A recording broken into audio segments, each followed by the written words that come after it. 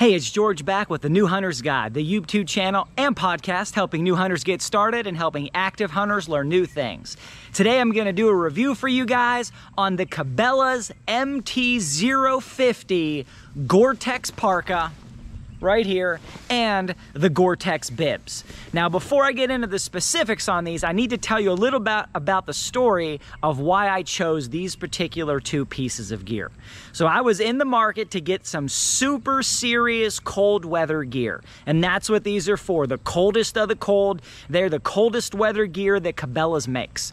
So I got into the market, I did all of my research. I looked at all of the big brands, I looked at all the big materials. I reviewed all the different insulations that they used. I looked at Thinsulate, I looked at Primaloft, I looked at Thermalite, 37.5 Kokona, wool, fleece, and there was probably a dozen more that probably you never hear of again other than the one thing you see them in. And I was looking at all these things, looking at the materials, studying GORE-TEX, looking at other waterproof fabrics, on and on and on. I did an entire feature-length podcast episode on that. I'll link below, just looking at the different insulation and then just talking about bibs and how to pick the right ones for you. So I'm not going to go into all that today, but what I landed on was the Cabelas. Now the Cabelas was not the best of all of the top brands and all of the top models.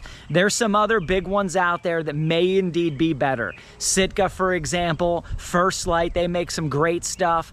And there's several other companies that make excellent, high-end, super cold weather gear. Price is where it really came down for me. I was not willing to spend $479 on a parka or a pair of bibs, and I don't think any new hunters are going to either. The Cabela stuff, both of these pieces cost $300, and they go on sale. And that's where it came in for me. I got both of them on sale, added some gift cards to that number, added some other discounts, some points that I had towards it, and I was able to get them for much, much cheaper, maybe a little over $100 for each. And at that price point, I think they're the absolute best piece of gear on the market. Now, I'm not saying they're better than your Sitka gear. I'm not saying that they're better than your First Light gear or your Cooey gear or some of your other really high-end stuff. But piece of gear per dollar, I think they are the best if you can get them on sale and you can get a good deal on them. So jumping into it, the piece that I bought first was actually the bibs right here. I got these first. I was in the market for some cold weather gear, cold weather bibs in particular. The fleecy pants I've been wearing just wasn't enough when it was 10 degrees and windy or wet outside.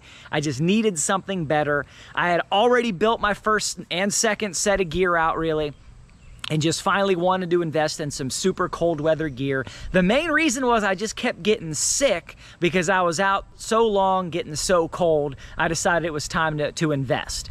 Probably not stuff you're gonna buy your first season hunting, maybe season 2 or 3 if you do a lot of cold weather hunting. So I did all my research, did those podcast episodes like I mentioned, ended up buying the Cabelas bibs. So the bibs came in the mail. It was a stretch purchase for me, even on sale, even with gift cards. They came in the mail. I tried them on. Now I ordered a large. I wear everything in a large pretty much. Whatever it is, that's my size. I ordered them in a large. They fit great. They fit great with other layers underneath. They were super heavy duty. I mean, these things right here, it's hard to tell looking at them, but they are super heavy duty. I reached my hand in the box. I pulled them out of the bag. They were in double bagged, took them out of the bag, and as soon as I touched them, I knew, wow, I need to buy the parka also. And that's exactly what I did. Within the next week or two before the sale ended, I went ahead and ordered the parka. I was so impressed with the quality of the bibs, with the workmanship, with just the feel of the fabric. It's relatively quiet despite being super cold weather. And I just really felt like, okay, it's worth springing, it's worth overspending right now. Really wasn't in my budget, but because of the sale, I made it happen and ended up getting both.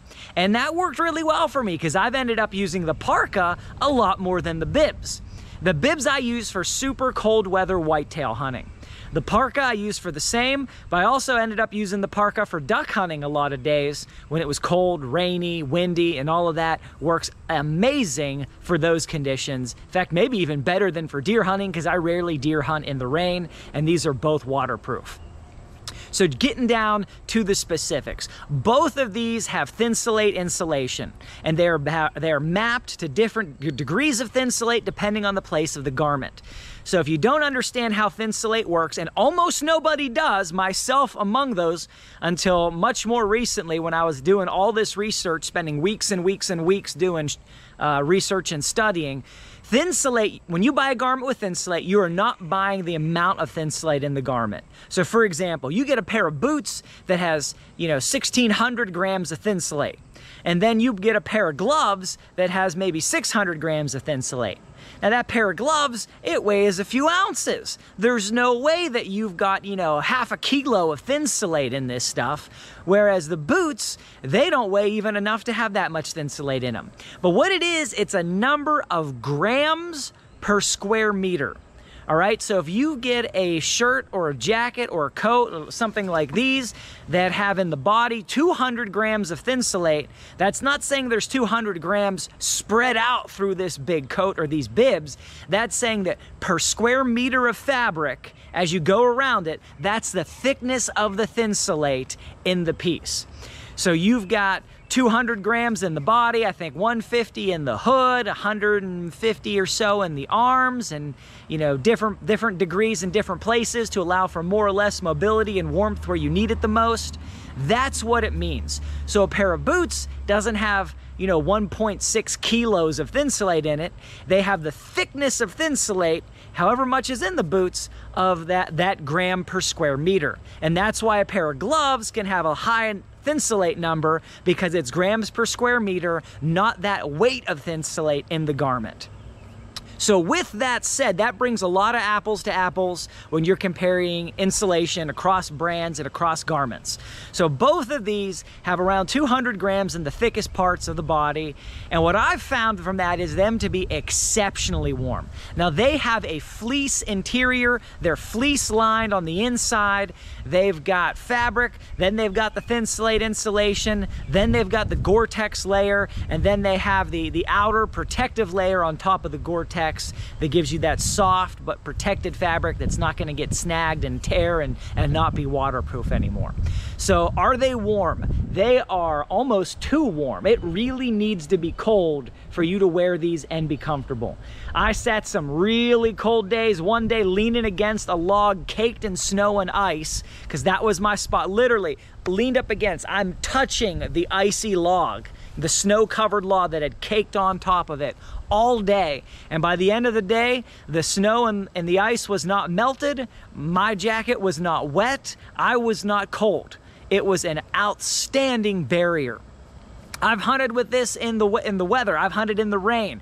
I've been duck hunting with the parka and fallen into the mud, I mean the thick, wet, nasty mud, and get up and just caked in mud from my wrist all the way up to the elbow, all the way up around my shoulder, all the way around to my back, and sat there and hunted the entire rest of the day, and the water never got through. I was dry the entire day, even though I fell into the muddy water while wearing the garment. Other features, you've got a nice hood on the parka that really keeps you warm, keeps the wind out. It also keeps a little bit of the sound out, so I don't wear it as often unless I get caught in a downpour or I get caught in some serious wind. You've got some really nice zippers and some nice flaps over the zippers. I mean, I don't know that if you went underwater that the zippers would keep water out, but they are not letting any water in that falls on top of you or blows in from the front or back. They got these nice flaps on the front of the zippers that keep the water just keep it so it beads off instead of curving in or getting stuck inside of your garment. They work really well in from that regard. They've got fleece-lined pockets for your hands to keep your hands warm, which is a nice bonus. They got plenty of pockets to do everything you need to do. The snaps on the pockets are noteworthy. Even though this video is going long, they're super quiet. They're kind of like a sticky, soft material, maybe some kind of a silicone. You can close them and pop them all open without making hardly any sound whatsoever, which is a big plus for me. And they just work really good in that regard. The straps on the bibs are really nice. They're very comfortable. They hold up really well. The thing about these that I should caution you guys is they're not light. They weigh a couple pounds. They are heavy duty. So if you are gonna hike in for miles, you probably don't wanna wear these unless you're hiking into a blizzard, especially the parka. I take the parka, I fold it in half, I use a bungee cord and I bungee it to my pack, and so then I just hike my way in with it tied to my pack, get there, get set up, and then I take it off and put it on so I don't sweat like crazy. The other thing about it though is if you're hiking a big distance, especially with the bibs, they're heavy, it's just gonna make it hard to move because they're bulky. So if you gotta go miles, I would recommend get to your spot, then put the bibs and the parka on.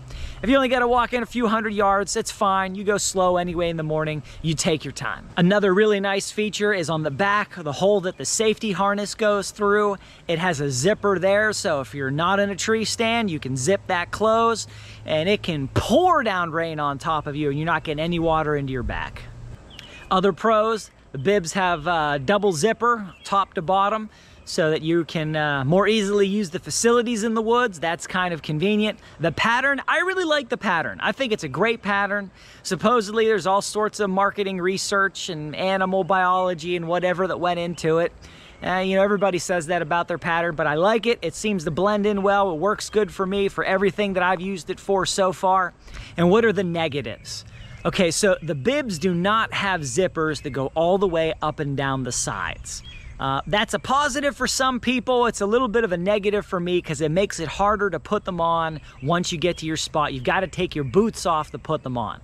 So for a super heavy duty cold weather piece of gear, it would be more convenient if you could put that on while you're wearing your boots more easily.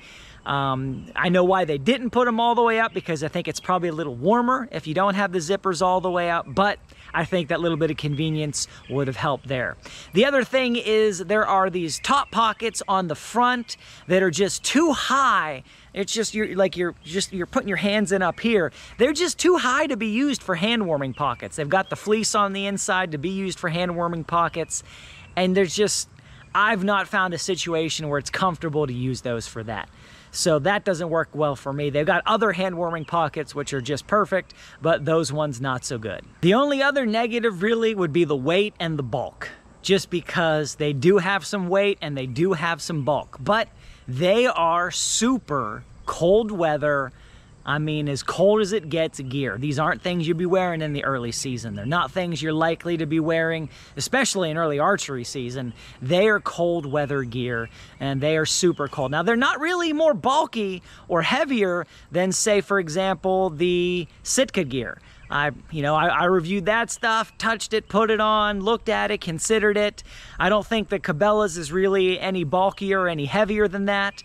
But it is noteworthy. This is for the coldest days. This is not for just, middle of the season or the early season or days that are kind of cold.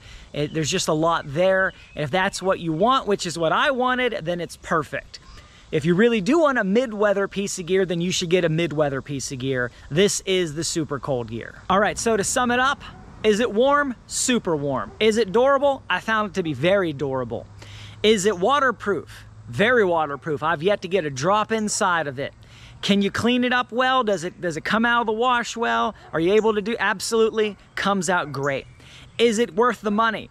I did not get these and wish I would have saved up more money for something better. They were exactly what I needed, but again, I got it at the sale price.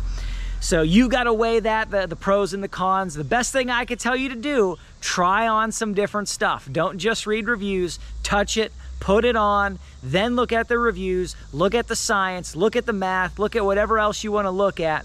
But my overall rating is these are fantastic if you can get a good price on them. If you can't get a price on them, I still don't think you could go wrong.